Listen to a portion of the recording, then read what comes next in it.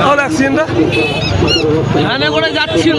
আচ্ছা, কোথায় মনে ঢালাই করেছে, ভ্যানে করে যাচ্ছিল, ওখান থেকে পড়ে গেছে।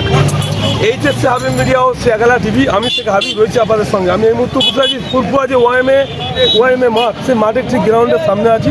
এখানে কিছুক্ষণ আগে একটা ভ্যানে করে ঢালাই মিস্ত্রি যাচ্ছিল, সে গাড়ি থেকে ভ্যান থেকে নিচে একটা মারুতির সামনে পড়ে। সে গাড়িগুলোর কোনো দোষ নয়, ওনাকে চোট লেগেছে, ওনাকে এখান থেকে সরকারি হাসপাতালে পাঠিয়েছেন। এখানে পরে ছিলেন আমাদের ফুলপুরা শরীফের পীরজাদা নোয়া সিদ্দিকী, এখানে ছিলেন। উনি নিজে চোখে ঘটনাটি ঘটেছেন। কী বললেন মিডিয়ার মুখোমুখি নোয়া সিদ্দিকী, তা আপনারা শোনাবো। আপনারা ভিডিওটি শেষ পর্যন্ত দেখুন, বেশি আমাদের মূল্যবান মতামত কমেন্ট বক্সে জানাবেন। কি হবে গেটে?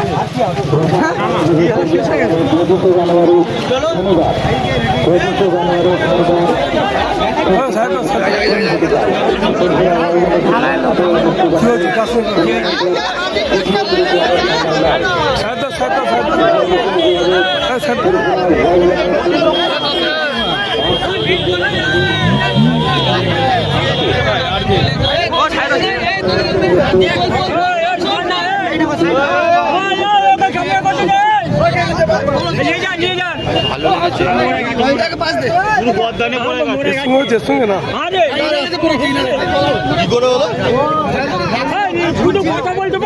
ঢালাইয়ের মিস্ত্রি ভ্যান থেকে এই মারুতি অমনির সামনে পড়েছে।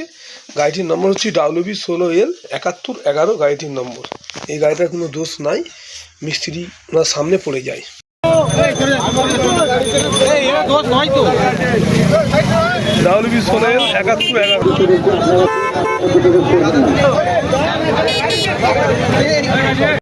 ফুলপুরা ওয়াইএমের পরিচালনায় আজকে 16 দলীয় ফুটবল টুর্নামেন্ট আজ প্রথম খেলা হচ্ছে। তার মধ্যে অ্যাক্সিডেন্টটা হচ্ছে, দেখতে পাচ্ছেন তোয়া সিদ্দিকী নিজেই কিন্তু সব গাড়ি সাইড করছেন।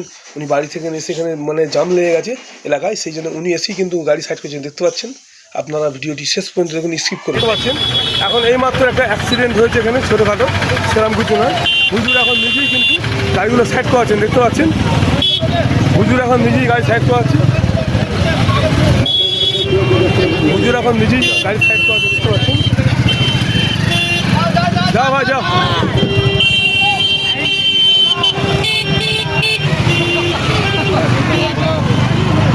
হুজুর কীভাবে হলো অ্যাক্সিডেন্টটা?